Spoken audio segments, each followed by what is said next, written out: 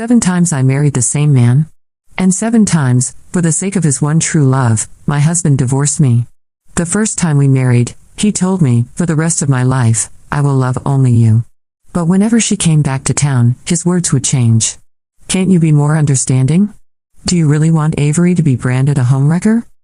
The first time we divorced, I slit my wrists in a desperate attempt to keep him. They rushed me to the hospital, but he never came. Not once.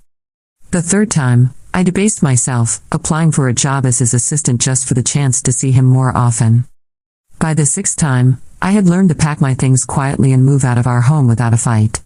My hysteria, my retreats, my humiliations, all of it earned me his punctual remarriages and his predictable betrayals. Until this time.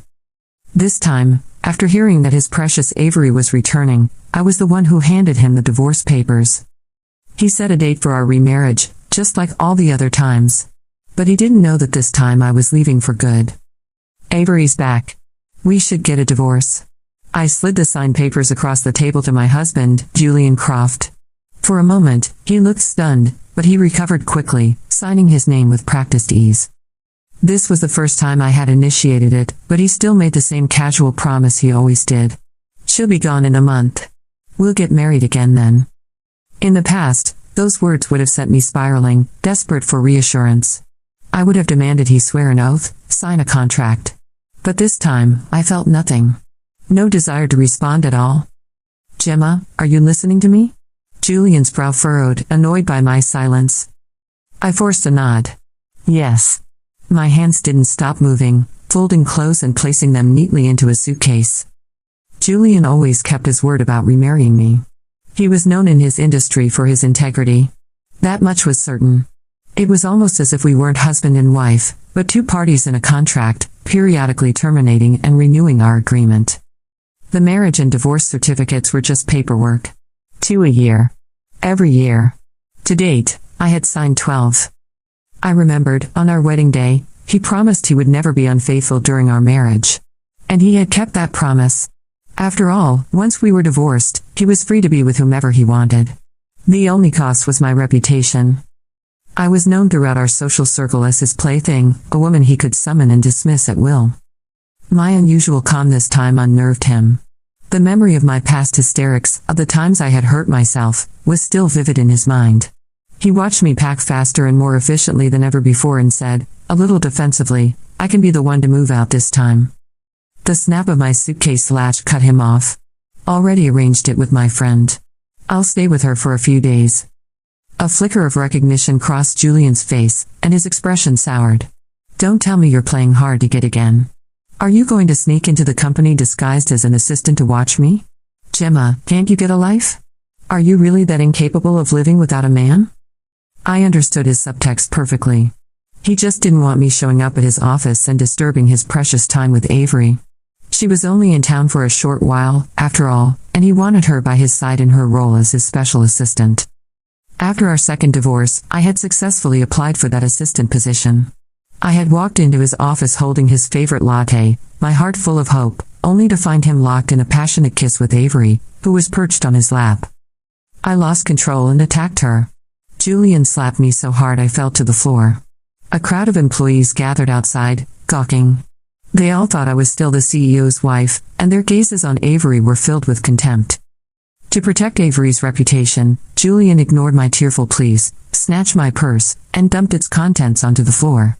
The deep red divorce certificate lay there like a gaping wound, screaming the truth of our relationship to the entire world. From then on, every time we divorced, Julian made sure to announce it publicly.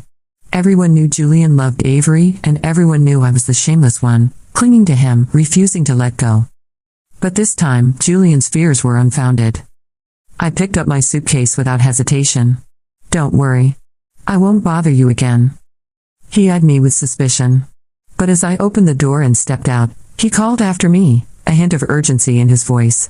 We're getting remarried on the 13th of next month. Don't you forget.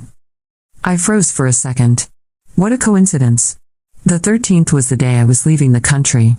I told myself over and over that this time would be different. That after sliding those divorce papers across the table, after watching Julian sign them without hesitation, I had finally reached the end of the cycle. For once, I was the one in control. But old habits are difficult to break, and even though I packed my suitcase with an unusual calm, my heart still carried the bruises of every past humiliation. 7 divorces do not disappear from memory just because a signature dries on a piece of paper. I spent the first nights away from Julian at Maya's apartment. She welcomed me with open arms, teasing me for bringing half my wardrobe, but never once questioning my need for space and safety. Maya was a sharp contrast to Julian. She never judged me for my silences, never demanded that I explain myself when I wanted to curl up on the couch and say nothing. Instead, she turned up the music, brought me beer, and forced me to eat greasy noodles with her at midnight until we laughed ourselves to sleep. It felt like the life of a college student again, free and careless, but beneath that laughter was the heaviness of my reality. I had been trapped for years in a cycle of remarriage and divorce, like a tragic stage play where the script never changed. Everyone in Julian's circle knew me as the desperate ex-wife who never let go, the woman clinging to a man who clearly loved someone else. The humiliation had been unbearable in the past, but now that I looked at it from a distance, it felt almost absurd. How had I allowed myself to play the same role 7 times? Julian still reached out, though not as often as before. He was confident, almost smug, that I would eventually come back. It was his routine, after all, to promise Avery a short romance, then to return to me with the excuse that she had left. He thought this was just another round. But I knew this time was different, and that gave me strength. 3 weeks before my departure, Maya convinced me to go out for dinner. It was supposed to be a simple evening, nothing fancy, just the 2 of us sharing food and talking about where I would go once I left the country. I told her about my dream of starting fresh somewhere new, away from the gossip and the whispers that followed me everywhere here. But fate has a cruel sense of humor. Just as our food was about to be served, the door of the restaurant opened, and in walked Julian with Avery on his arm. They were laughing together, so close that anyone would think they had been married for years. Julian's eyes found me immediately.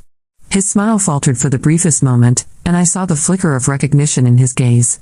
Avery, however, clung to him more tightly, wrapping her arms around his neck with a smile so sweet it turned my stomach. "Gemma, what a coincidence," Avery said, her tone dripping with false innocence. "You are here for dinner too?" I felt Maya stiffen beside me, her body already shifting as if she was ready to leap to my defense. I pressed her hand down under the table and forced a calm smile. "Yes. What a coincidence." Julian immediately stepped in front of Avery, shielding her like a knight protecting his princess. He still remembered the day I lost control in his office, the day I attacked Avery after seeing her in his arms. He thought I would repeat it. He did not realize that I no longer had the energy, or even the desire, to fight. Seeing my composure seemed to embolden Avery. Her smile widened as she leaned into Julian. "So sorry, Gemma, but Julian promised to book the entire restaurant just for me tonight. You will have to find somewhere else to eat." She tugged on his arm, her voice high and childish. "Isn't that right, Julian? Say something or Gemma will think I am targeting her on purpose." For a moment, his eyes locked on mine. I saw the hesitation there, the uncertainty.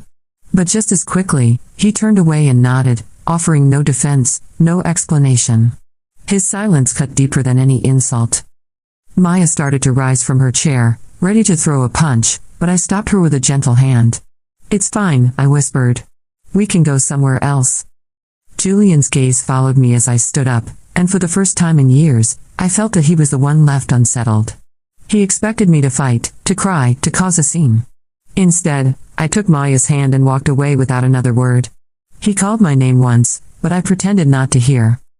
That night, lying awake in Maya's apartment, I replayed the moment over and over. It had been so easy to walk away.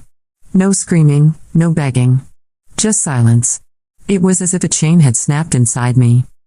Julian, however, did not take my silence well. The next evening, he sent me a video call request. My finger hovered over the decline button for a long time, but in the end, curiosity won. I answered, though I switched to audio only. "Why just audio?" he asked, his tone already annoyed. "I am not wearing makeup," I replied automatically, and immediately regretted it. It sounded like an excuse from the old me, the one who wanted to look perfect for him. He chuckled. "We have been married long enough. Is there any version of you I have not seen?" His flirtatious tone made my skin crawl. "What do you want, Julian?" I asked coldly. He paused, then sighed. "HR told me you resigned." I did. Silence stretched between us. He tried to make a joke about me choosing to be an assistant when I could have been a CEO's wife, but it fell flat. Finally, he muttered, "I'm sorry. I was just worried that if we stayed married, people would gossip about Avery." I nearly laughed. So I should be the one to become the laughingstock? To carry all the shame so she can smile in peace? He tried to backtrack, but I was already done. "If there is nothing else, I'm hanging up." "Wait," he said quickly. "The 12th is our anniversary. There is a concert, The Remnants. I know you want to go. Let's go together." For a fleeting moment, my heart stirred, remembering how much I loved that band. But before I could answer, Avery's voice floated through the speaker. "Julian, honey, I forgot my towel. Can you bring it to me?" The sound of her voice was like a dagger. I could almost see her smirk, hear the door slam behind him as he went to her. And then I did hear it, the muffled sound of their kiss, the thud of the bathroom door closing. I hung up. The next days passed quickly. Maya and I filled them with cheap drinks, late-night food runs, and laughter that kept the darkness away. I stopped tracking Julian's movements, stopped checking his social media, stopped caring where Avery was or what she was doing. But Julian was not ready to let go. Rumors spread that he and Avery had fought at a gala, that he stormed out and left her humiliated. Some said it was because of me. I laughed when I heard it. Even if it was true, what did it matter? Their relationship was theirs to ruin, not mine to obsess over. The night before I was set to leave the country, Julian called again. His voice was different this time, desperate. "I have the tickets. Let's meet tonight, okay? It's our anniversary. You cannot say no to me today." I almost told him that it was not our wedding anniversary, only the anniversary of our 4th remarriage, a detail he would never remember. But in the end, I agreed. Not for him. For myself. I wanted to see the Remnants one last time. I waited outside the concert hall that night. I waited and waited, but Julian never showed. Instead, a voice message arrived. His voice was guilt-ridden, the sound of Avery's laughter faint in the background. "I'm so sorry, Gemma. Avery felt sick. I had to take her to the hospital. We will have plenty more anniversaries when she leaves tomorrow. I promise." My heart went cold. I opened social media, and there it was, Avery's smiling face next to Julian's, both of them at the concert I had been waiting to attend with him. It was the final straw. 7 divorces, 7 broken promises, 7 betrayals. I had been a fool every time. But not this time. Not anymore. The next morning, at 7, I checked in for my flight. At 8, I boarded. At 9, my phone rang one last time. It was Julian. I blocked his number. The plane took off, and for the first time in years, I felt truly free. The hum of the airplane engines faded into the background as I stared out the window, watching clouds blur past. For the first time in years, I was physically removed from Julian, from Avery, from the cycle of humiliation I had allowed myself to endure. Yet freedom felt both exhilarating and terrifying. My hands trembled slightly as I adjusted the thin blanket over my lap. Could I really do it? Could I live a life without him, without the gravitational pull that had kept me bound to him for so long? I landed in a country where no one knew me, where no one whispered behind my back or rolled their eyes at the mention of my name. It was liberating. I stayed with Maya's cousin for the first few weeks, a woman who welcomed me warmly despite being practically a stranger. She gave me a small room with faded wallpaper and a bed that creaked when I turned, but it was enough. More than enough. Every day, I walked the city streets, breathing in the new air, letting my feet take me wherever they wanted. For the first time, I had no schedule dictated by Julian's whims, no demands to be at his side, no desperate waiting for a phone call or a message. I felt invisible here, and I loved it. But invisibility does not erase the past. At night, when the city quieted and I lay alone in that small room, memories invaded. I thought of the first time Julian and I had met, the way his smile had disarmed me, the way his promises had sounded so genuine.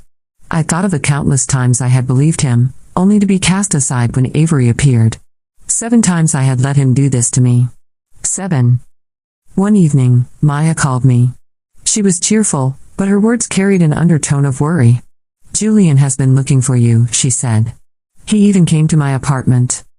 My chest tightened. "What did you tell him?" "That I had no idea where you went," she replied firmly. "And that even if I did, I would never tell him." "But Gemma, he looks. Desperate. I have never seen him like this. I laughed bitterly. Desperate because Avery is gone again, no doubt. He only ever remembers me when she leaves. Still, her words unsettled me. For so long, I had been the one chasing him. Now, he was chasing me. I told myself it did not matter, that it was too late. But the seed of doubt was planted, and it grew quietly in the corners of my mind. Days turned into weeks. I found a job at a small cafe. The pay was modest, but the routine grounded me. Each morning, I brewed coffee, smiled at strangers, and wiped tables until my back ached. It was honest work, unglamorous, but it was mine. I was no longer Julian's shadow. Then, one afternoon, as I stepped out of the cafe with a tray of dirty cups, I froze.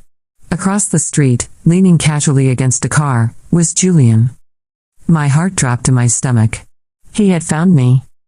He looked almost the same as always, impeccably dressed, but his eyes were different. Tired. Hollow. He crossed the street with long strides, and before I could retreat inside, he was standing in front of me. "Gemma," he said, his voice rougher than I remembered. "You really thought you could leave without telling me?" I forced myself to stay calm. "I already told you. We are done. There is nothing left between us." He shook his head, almost frantically. "No. You do not understand. Avery left. She left me for someone else. I was a fool, Gemma. I should have never divorced you. Not once, not ever." I stared at him, unable to believe the words. "Do you expect me to pity you? To take you back because she finally did to you what you always did to me?" He winced, as if my words were knives. "I know I hurt you. I know I destroyed everything. But you are the only one who ever stayed, Gemma. You were always there. Always." Anger surged through me, hotter than ever. Exactly. I was always there. Like a fool. Waiting for scraps of affection, for crumbs of loyalty. You threw me away 7 times, Julian. 7. Do you think I am so broken that I will let you do it again? For a moment, he was silent. His eyes searched mine desperately, but I gave him nothing. The calm I had discovered within myself was stronger than his pleas. Finally, he whispered, "I love you, Gemma." I almost laughed. "You love the fact that I never gave up on you. You love the certainty of me, the guarantee that no matter how many times you betrayed me, I would still be here. But that is not love. That is convenience." I turned away, but he grabbed my wrist. "Please. Just one more chance." I yanked my hand free. "No, Julian. There are no more chances. Not anymore." He looked at me as if the ground beneath him had vanished. For the first time, I saw him powerless. I walked away, leaving him standing in the street. My heart was racing, but I did not look back. That night, I cried, not out of longing, but out of release. The tears felt cleansing, washing away years of pain. Julian continued to linger in the city for days, waiting outside the cafe, sending flowers I never accepted, leaving voicemails I never returned. Each attempt only strengthened my resolve. Then came the final blow. One evening, Maya called again, her voice tight with urgency. "Gemma, you need to know. Julian. He is in the hospital." I froze. "What happened?" "He drank too much. The doctors say he collapsed in his office. They called me because your number was still listed as his emergency contact." I closed my eyes, torn between fury and pity. Even after everything, he still had me listed as the person to call. Part of me wanted to ignore it, to let him face the consequences of his choices alone. But another part, the part that still remembered the man I had once loved, could not turn away. Against my better judgment, I went to the hospital. When I walked into his room, Julian looked pale and frail, nothing like the powerful man I once knew. His eyes lit up when he saw me, and he whispered, "I knew you would come."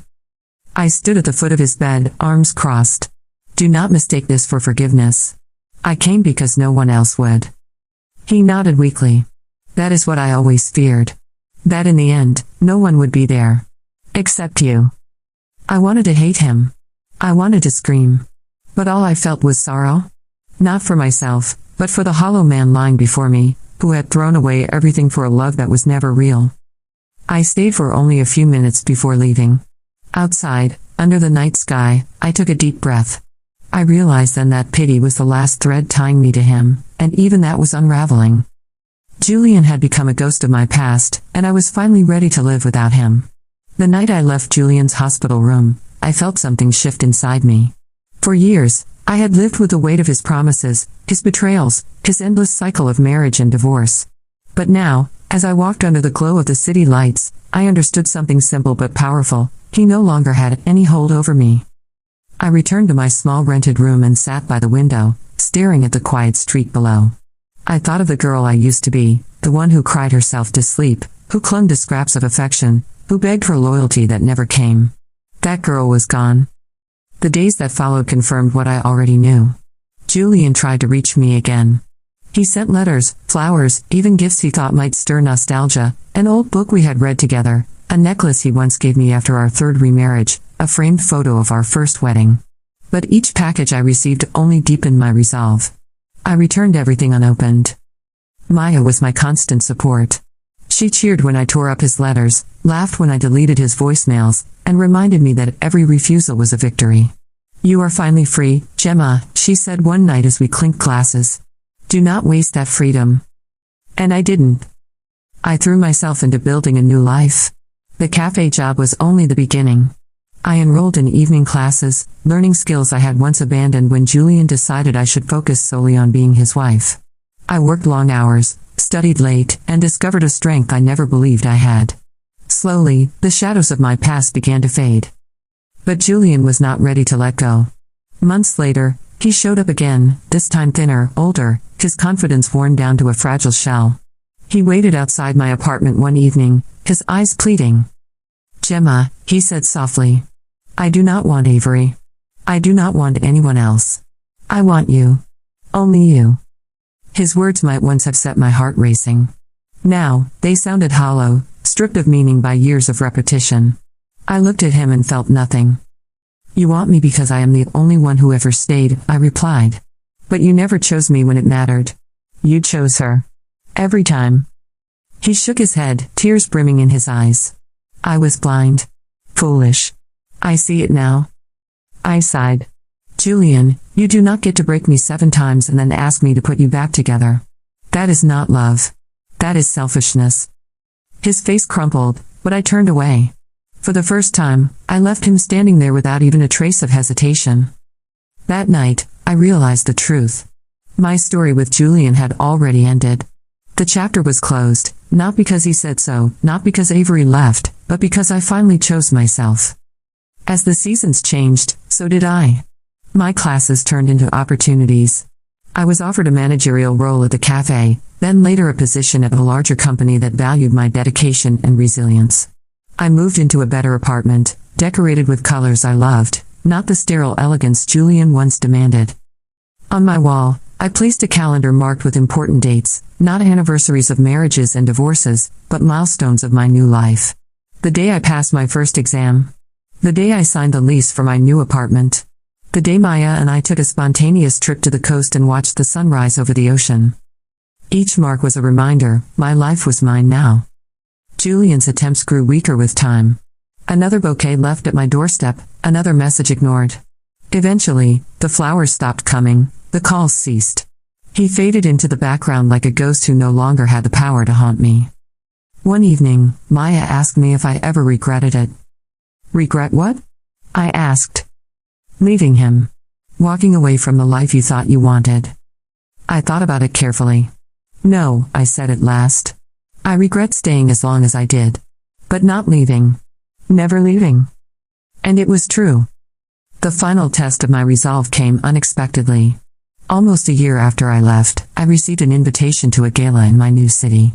It was a networking event for professionals, something my company encouraged me to attend. I almost declined, but Maya convinced me to go. "It is time people see you as who you are now," she said. I wore a simple black dress, elegant but not extravagant. As I stepped into the grand hall, I felt a wave of confidence wash over me. I was not Julian's ex-wife here. I was Gemma, independent, accomplished, whole. And then, across the room, I saw him. Julian. He looked older, his once polished demeanor dulled by fatigue. His eyes widened when he saw me, and for a moment, the crowded room seemed to fall silent. He began to walk toward me, but before he could reach me, someone else approached. It was a colleague from my company, smiling warmly. "Gemma, there you are. I want to introduce you to some investors." I turned to follow, but not before glancing once more at Julian. Our eyes met. His lips parted as if to speak, but no words came. For the first time, I did not feel pain or anger. Only closure. I smiled politely, nodded, and then walked away. That was the last time I ever saw him. Months later, sitting on my balcony as the sun dipped below the horizon, I reflected on everything I had endured. 7 marriages. 7 divorces. 7 betrayals. Each one had left scars, but each scar told a story of survival. I was no longer the woman who begged for love, who clung to promises broken before they were even spoken. I was someone new. Someone stronger. And as the night settled over the city, I whispered to myself, "This time, I am free."